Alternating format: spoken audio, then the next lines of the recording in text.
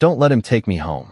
The words came out before the tray hit the floor, before the wine glasses shattered across the marble, before anyone in the ballroom understood why a chubby waitress had just sprinted through a room full of senators, donors, and million-dollar smiles.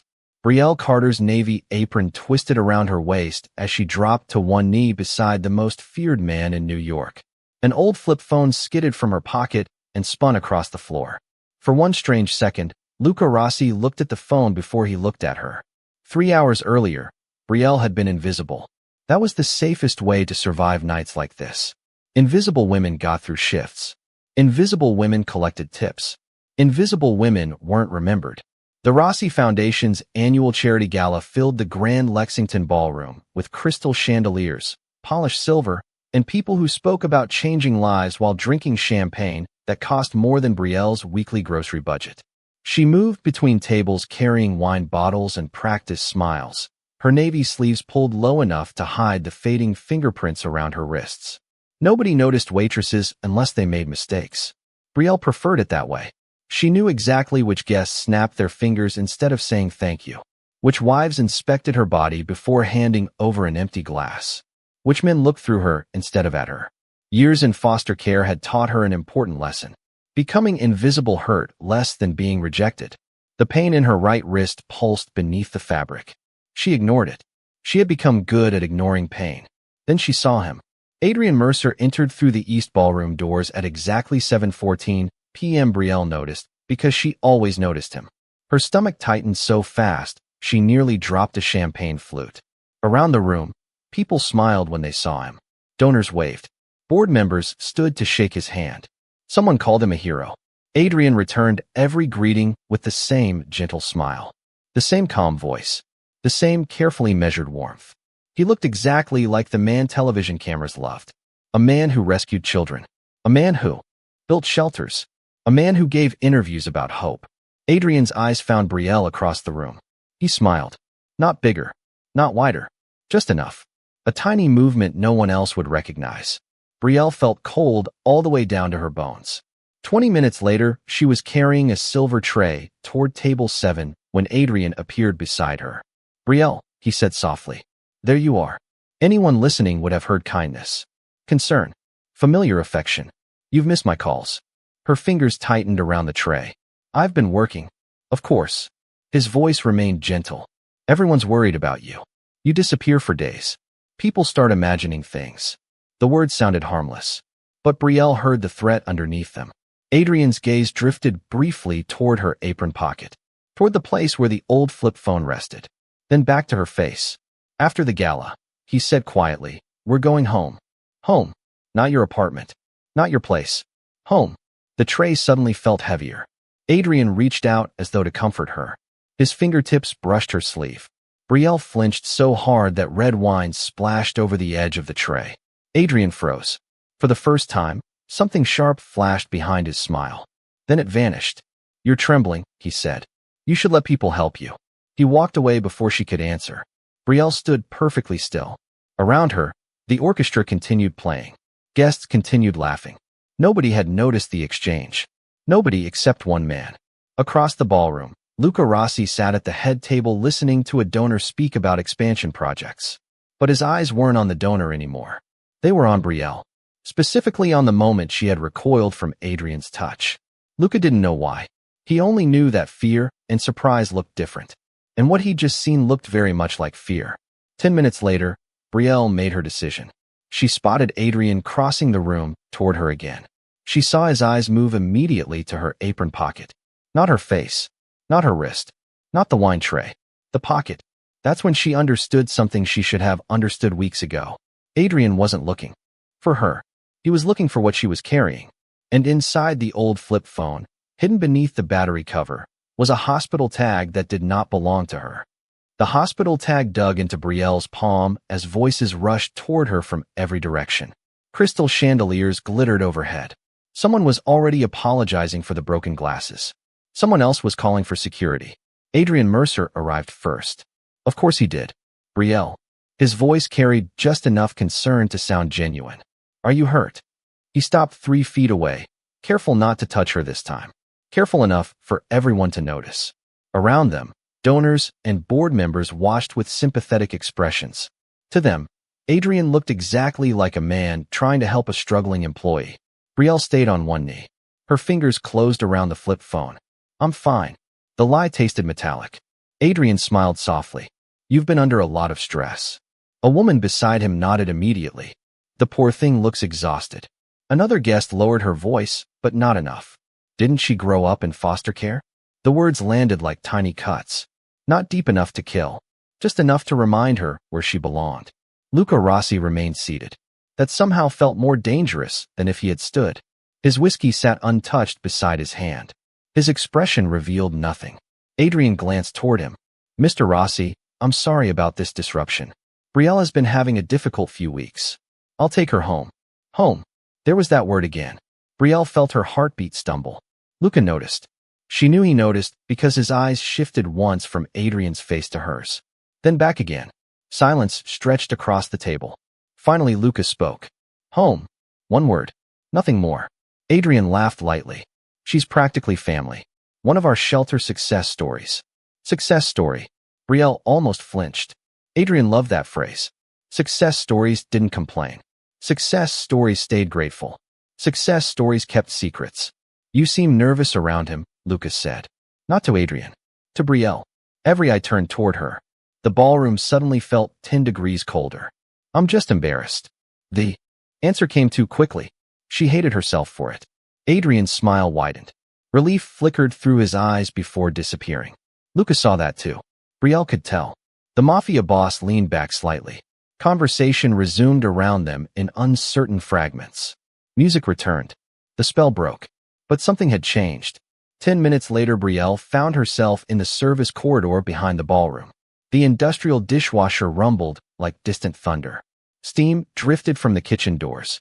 Someone had abandoned a half-finished coffee on a prep counter. Normal sounds. Normal smells. For a moment, she could almost pretend nothing had happened. Then her phone vibrated. Not the old phone. Her regular one. A text message. Unknown number. 3 words. "Check your locker." Brielle froze. Nobody should know about her locker. She crossed the corridor and unlocked the dented metal door with trembling fingers. Inside sat her spare apron, her employee handbook, a protein bar she'd forgotten weeks ago, and an envelope she had never seen before. No name, no return address, just white paper. Inside was a receipt from a coffee shop 6 blocks away. 2 large coffees, 1 blueberry muffin, purchased 11 months ago. The receipt meant nothing until she saw the handwritten note on the back. Emma Reyes. Table 14. 8:42 p.m. Brielle's stomach dropped. She knew that handwriting. Emma had written it herself. The night before she disappeared. Interesting. The voice behind her was calm enough to stop her breathing. Brielle turned. Luca Rossi stood at the far end of the corridor. He wasn't looking at her. He was looking at the receipt in her hand. Then he asked a question so quiet it almost disappeared beneath the sound of the dishwasher.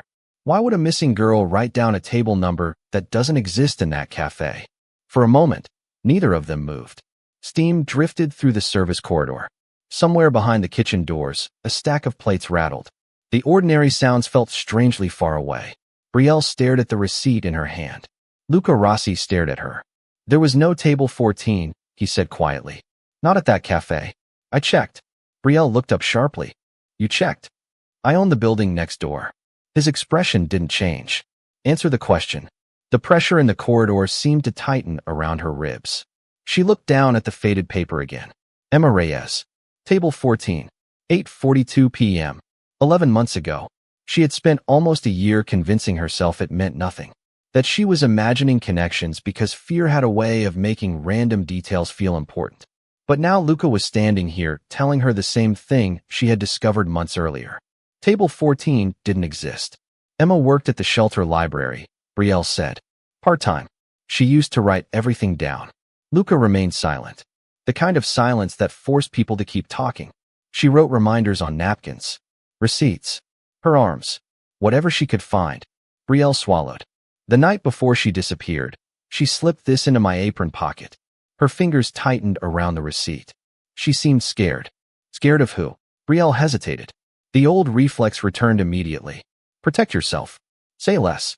Survive. I don't know. The lie came out automatically. Luca's eyes lowered briefly to her sleeve, then to the bruises she was trying to hide, then back to her face. You do. Not anger. Not accusation. Just certainty. Brielle looked away first. The corridor suddenly felt too bright, too exposed. Footsteps echoed from the ballroom entrance. Adrian Mercer appeared at the far end of the hall. Perfect suit. Perfect posture. Perfect concern. There you are. His smile arrived a second before he did. I've been worried. Brielle watched something change in Luca's face. Not belief. Not trust. Observation. Adrian's eyes flickered instantly toward the receipt, then toward the flip phone still tucked beneath Brielle's arm. The glance lasted less than a second. Most people would have missed it. Luca didn't. Neither did Brielle. Everything okay? Adrian asked. We were just talking, Luca said. Adrian laughed softly. Brielle has always been good at finding mysteries where there aren't any. His tone was warm enough to pass for affection. It's one of the reasons the kids liked her. Kids. Not Emma. Not names. Just kids. Brielle noticed because Emma always corrected people about that. Names mattered. Adrian used names constantly during interviews. Yet now he avoided one. She should get some rest, Adrian continued. Trauma affects memory, especially when someone already struggles with anxiety. There it was. The polite knife. The suggestion that she wasn't lying exactly. Just confused. Broken. Unreliable. Luca said nothing. Adrian smiled at Brielle again. You remember Dr. Heller, don't you? The therapist from the shelter? Brielle's stomach dropped. Emma had spoken about Dr. Heller once. Only once. The night she handed over the receipt. She had said she was afraid of him. Adrian shouldn't have known that conversation ever happened. Not unless someone had been listening. No, Brielle said carefully. I don't remember him. For the first time, Adrian's smile faltered. Barely. A crack too small for anyone else to notice. Then he recovered. Of course. My mistake. He turned and walked away. Luca watched him disappear into the ballroom. Then he looked back at Brielle. Neither of them spoke. Finally, Brielle unfolded the receipt completely. There, almost hidden beneath a coffee stain near the bottom edge, was a second line she had never noticed before. Not table 14. Not a table number at all. It was a key card access code written in Emma's handwriting. The numbers on the receipt seemed to pulse beneath the fluorescent lights. Brielle read the access code twice. Then a third time. Her mouth went dry. She had seen that sequence before. Not recently. Months ago. On a laminated key card hanging from a lanyard around a shelter supervisor's neck. You know it, Lucas said. It wasn't a question. Brielle nodded once. Before she could answer, a woman in a tailored ivory suit stepped into the corridor. Mid-50s. Impeccable posture. Diamond earrings that caught the light every time she moved. Vivian Chambers, chairwoman of the Rossi Foundation Board. Mr. Rossi. Her smile appeared instantly. The donors are waiting. Then she noticed Brielle. The smile remained. Only the temperature changed. There you are. The way she said it made Brielle feel 12 years old again. Small. Inconvenient. Easily. Dismissed. Vivian's eyes moved from the receipt to the flip phone to Brielle's navy apron. I understand tonight has been overwhelming. The words sounded kind. The tone suggested weakness.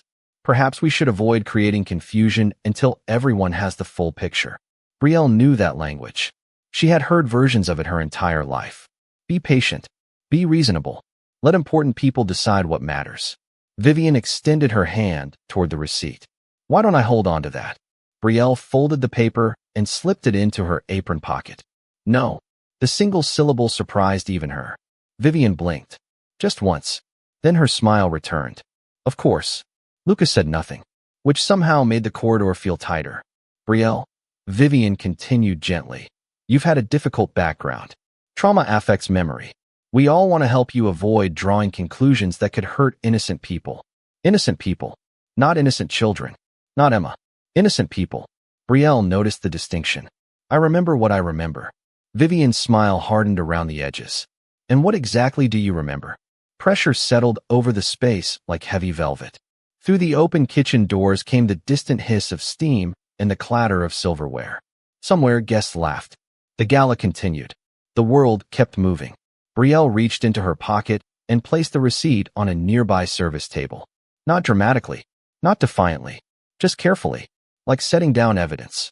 I remember Emma asking me what happens when good people protect the wrong person. Silence followed.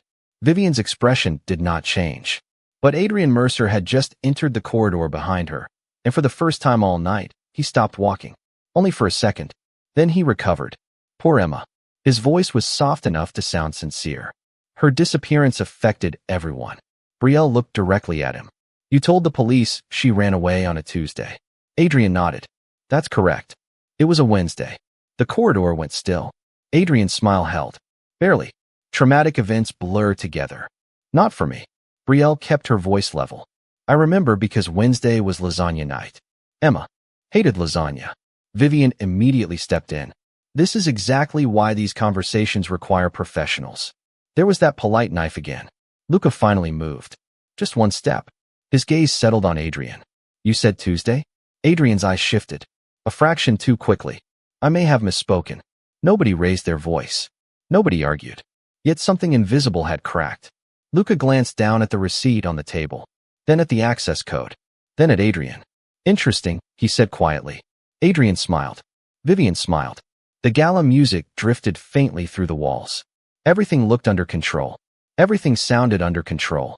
Until Brielle noticed Adrian's hand tightening around his phone. And on the lock screen, before he could turn it away, a notification flashed across the glass. Access card deactivated. The notification disappeared almost instantly. Adrian locked the screen and slipped the phone into his pocket with a smile that looked exactly the same as before. Only Brielle noticed that his thumb had missed the pocket opening on the first try. Only Luca noticed that Adrian had looked down before looking up. Tiny mistakes. Human mistakes. The kind people made when something unexpected happened. Excuse me, Adrian said smoothly. A maintenance issue. One of the shelter buildings. Nobody challenged him. Vivian nodded as if that explained everything. The moment passed. Or pretended to. Luca's gaze remained fixed on Adrian for another second before shifting back to Brielle. You said you kept something. Brielle hesitated. The corridor suddenly felt smaller. She had spent 11 months protecting pieces of a story she couldn't prove. Pieces nobody wanted. Pieces that had cost her bruises, sleepless nights, and more than one warning delivered in a voice polite enough to sound like concern. Adrian's attention sharpened. Mr. Rossi, he said gently, I don't think encouraging this is healthy. Luca didn't even look at him. What did you keep? Brielle swallowed, then reached into the hidden pocket sewn inside her apron. Not the visible one. The secret one she had stitched herself after Emma disappeared. Her fingers closed around a folded plastic evidence bag. The material crackled softly as she placed it on the service table. Silence settled over the corridor. Inside the bag was a hospital bracelet. White plastic. Faded black lettering. Child-sized. Vivian frowned. Adrian's expression remained calm. Too calm. Brielle carefully opened the bag. This belonged to Emma. Adrian sighed softly. Brielle, missing children leave things behind all the time. Not like this. Her voice stayed steady. She was surprised by that. She turned the bracelet over. Luca stepped closer.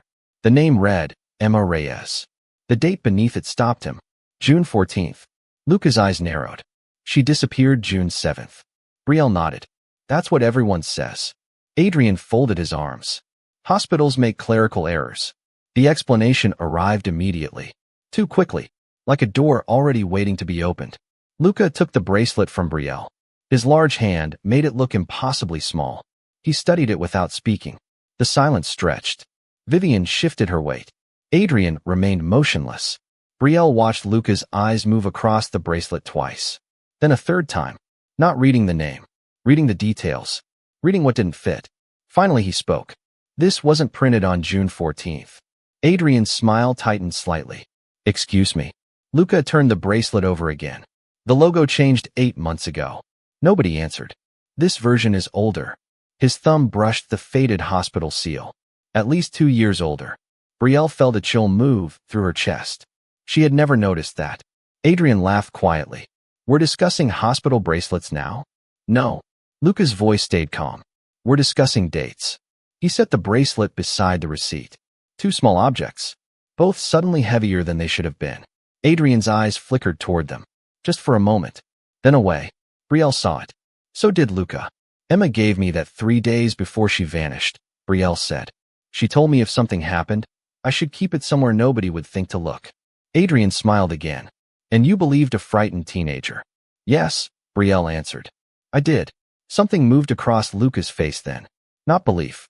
Not yet. Recognition. As if a memory had surfaced from deep water. Slowly. Unwanted. His gaze settled on the bracelet one last time. Then on Adrian. And for the first time that night, he wasn't looking at a respected charity director. He was looking at a man whose explanation had arrived before the question was finished. The corridor felt different after that. Not louder. Quieter. The kind of quiet that settles over a room when someone has finally asked the right question and nobody likes the answer. Adrian excused himself first. A board member needed him. A donor wanted a photo. 100 perfectly reasonable reasons. He left with the same measured smile he had worn all evening. Vivian followed moments later, her heels clicking against marble, her expression composed enough to belong on a magazine cover.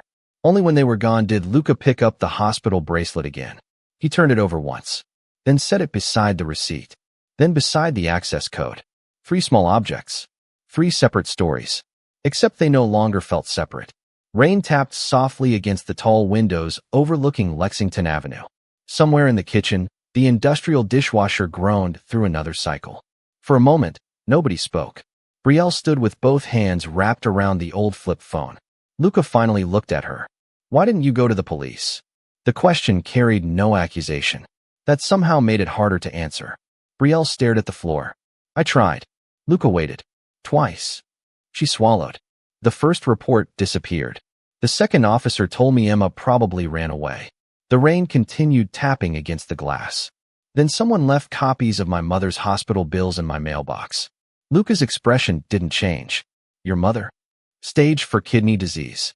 Brielle's voice stayed steady. They never threatened her directly. They didn't have to. She shrugged lightly. People who can't afford treatment learn to understand hints. Luca said nothing for several seconds. Then he pulled out his phone.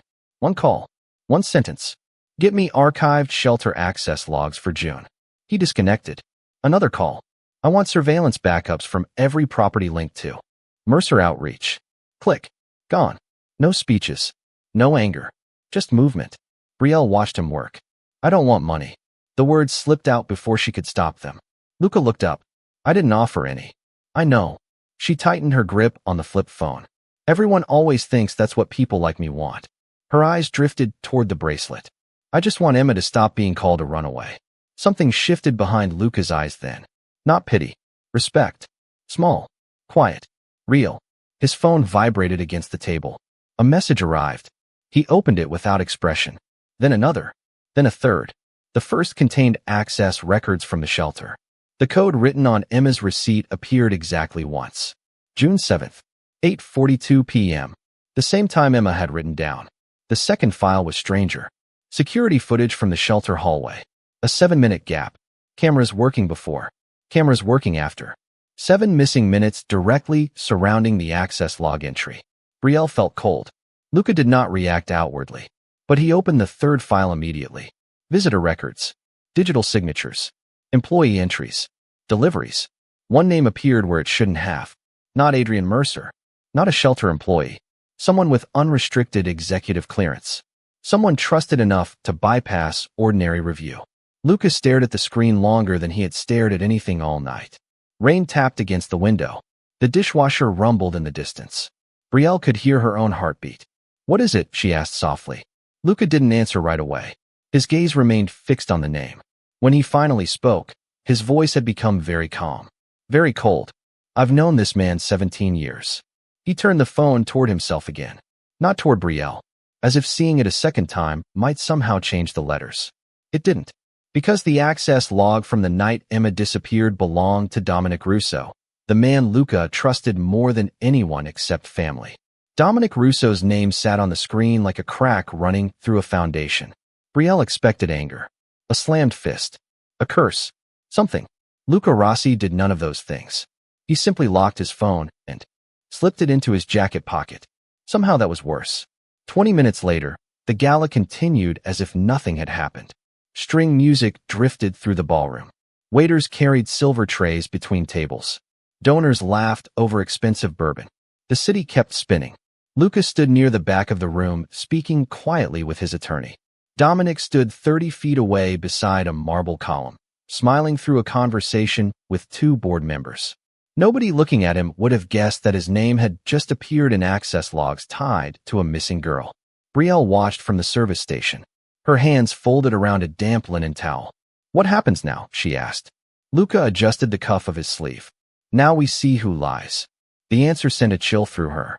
Across the room, Dominic's phone vibrated. He checked it immediately, then slipped it away. Nothing unusual. Except Brielle remembered something. The memory surfaced suddenly. Small.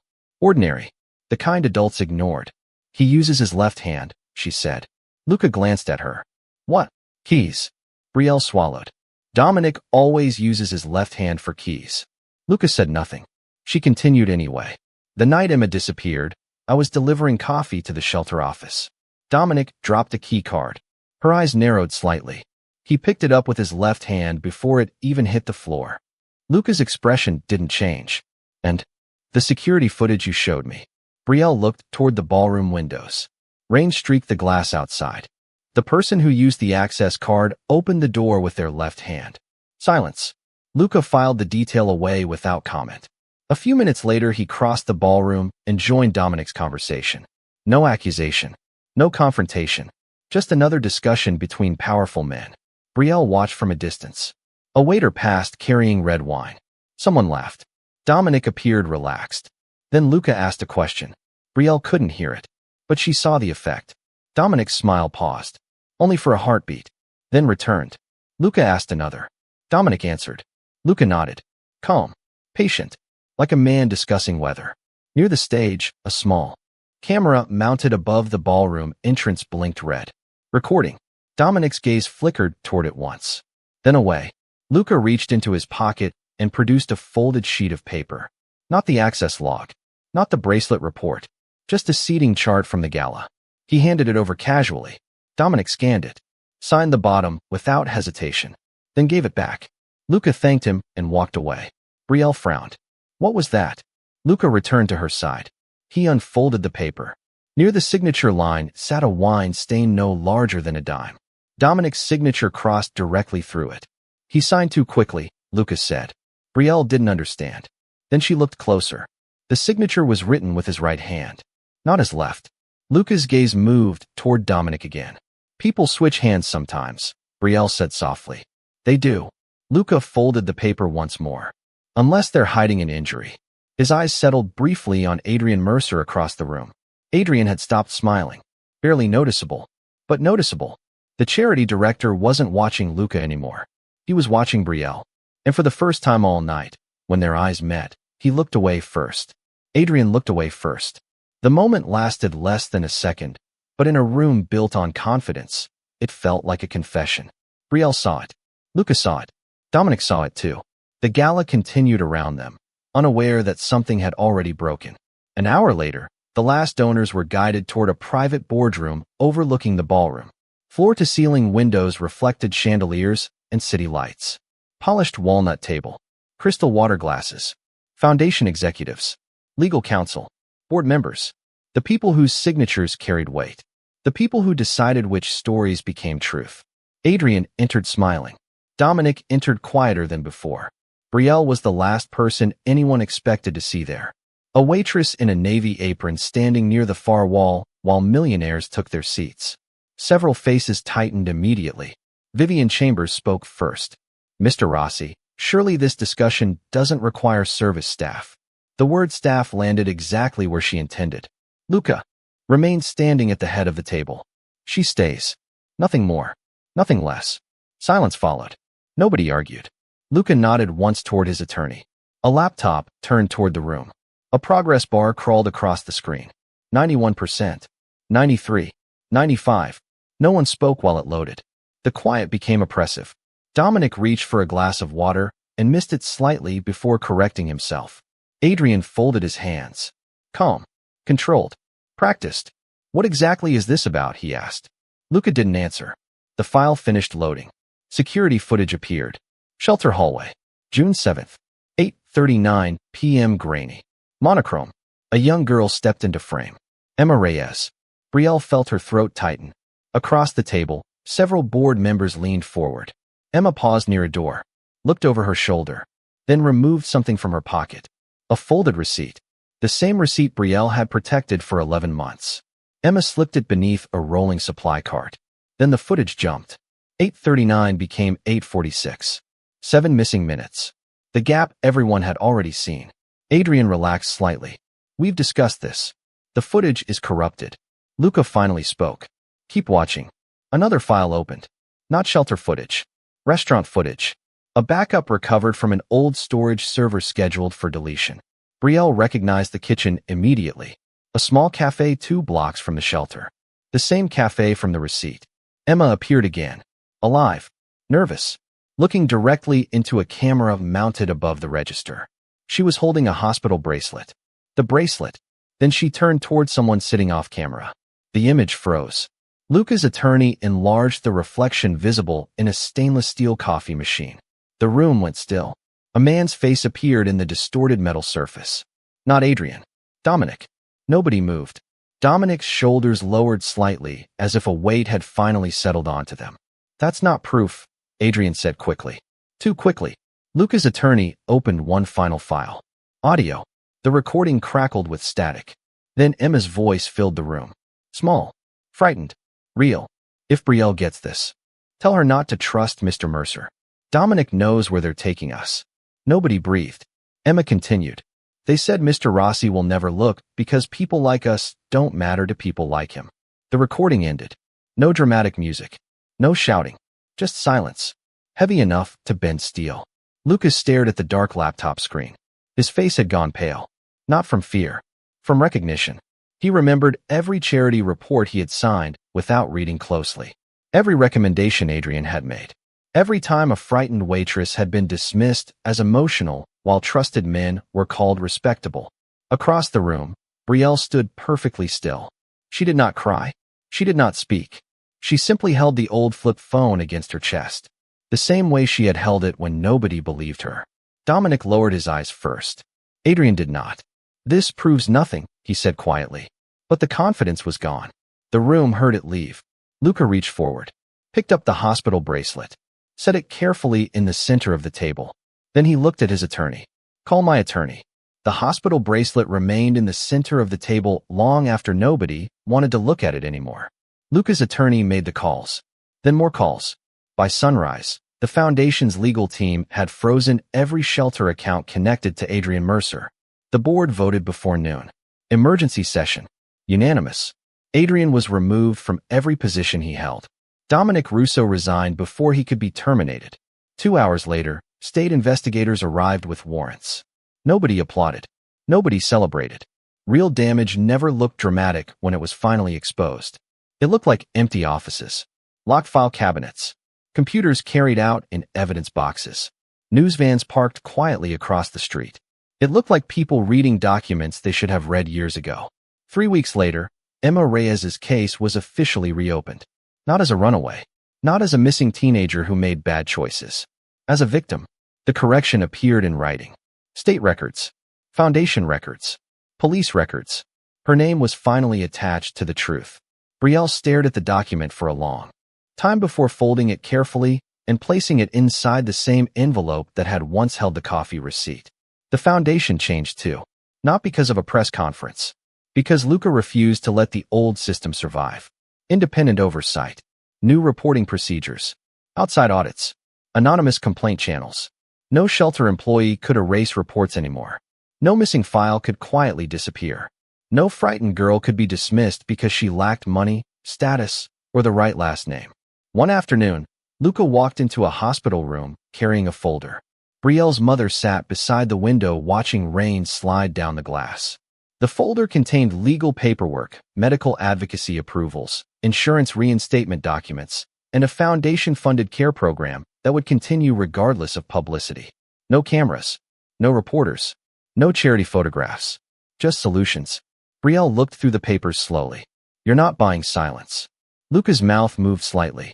Not quite a smile. No. Good. She closed the folder. I wasn't selling any. The room fell quiet. A different kind of quiet than before. Softer. Months passed. The bruises faded first. Then the fear began fading too. More slowly. The foundation offered Brielle several positions. Public relations. Community outreach. Advisory work. She chose something smaller, something real. She helped review complaints submitted by shelter residents. Every report got read. Every name got logged correctly. Every missing piece got checked twice. People who had spent years feeling invisible began hearing a sentence they weren't used to hearing. We believe you. One evening, near closing time, Brielle stood inside a newly renovated shelter office. The building smelled faintly of fresh paint and coffee. Outside, autumn rain tapped gently against the windows. A volunteer laughed somewhere down the hall. A teenage girl sat at a desk filling out intake paperwork. Nothing dramatic. Nothing cinematic. Just safety. The kind that should have existed all along. Brielle finished organizing a stack of files and reached for her coat. Something caught her eye. Hanging beside the office door was her old Navy work apron. Clean now. Pressed. Framed behind glass. Beneath it sat a small brass plaque. Not hero. Not witness. Just her name. Brielle Carter. The apron that once carried fear, hidden evidence, and secrets nobody wanted to hear had become proof that someone had spoken anyway. She stood there looking at it when Luca entered. He followed her gaze toward the frame. I thought you'd throw it away, he said. Brielle shook her head. For a while, I wanted to. Her fingers touched the edge of her sleeve. The same sleeve she had spent months pulling down to hide bruises. Slowly, she rolled it back above her wrist. Nothing to hide anymore. Luca noticed. He said nothing. Brielle looked at the framed apron one last time. Then at the old flip phone resting on her desk. She still kept it. Not because of fear. Because of truth. Emma was right, she said quietly. Luca looked at her. About what? Brielle smiled. Small. Tired. Real. The wrong people had power. The shelter lights glowed warmly behind her. The rain continued outside. And for the first time since that night at the gala, the story no longer belonged to the people who tried to bury it. It belonged to the people who finally listened.